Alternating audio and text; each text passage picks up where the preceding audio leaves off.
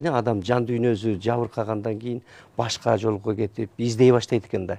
Мына азыр кайра өзүнүн ошолсуңар да, ошол өзүнүн жолун таптı да кайра таап келатат. Ансыгарындай чын эле биз өзүбүз баягы биринчи өзүбүздү таанып, өзүбүздүн жолго мына Кудай деп туруп өзүбүздүн жолго түшсөк, анан бекемделип алсак.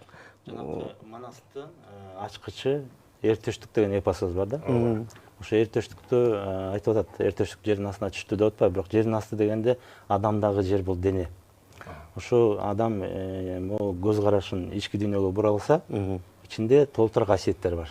Ошол касиеттер менен жана эртештик жердин астынан таанышып, жолборс менен дос болуп, аюу менен дос болот атпайбы? Ошонун баары адамдын ичиндеги касиеттер да. Ошол касиеттерди адам топтош керек. Азыркы адамзат кыйналып аткан, ал азыр акча тапсам эле бактылуу болуп калам деп ойлоду. Анан бир күн бактылуу болду, андан кийин кайра эле бактысыз.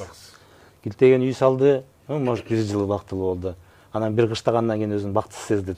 Көп көмүр кетет. Ой, мындай болуп калды. Кой кереги жок экен деди. Бирок бuz албайт. Үйүнүн кулу болуп калды да адам, туурабы? Анан машинесин эметти. Машинеден алсам мейли, мен бир жума бактылуу болду.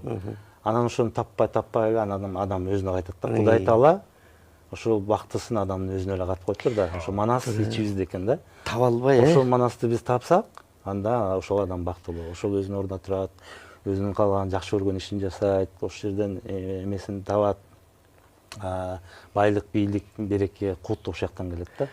Ошого биз үндөсөк элибизде, азыркы кыйналып аткан адамдарга манаста, эртештиктө эмелер бар да, жардам бар да.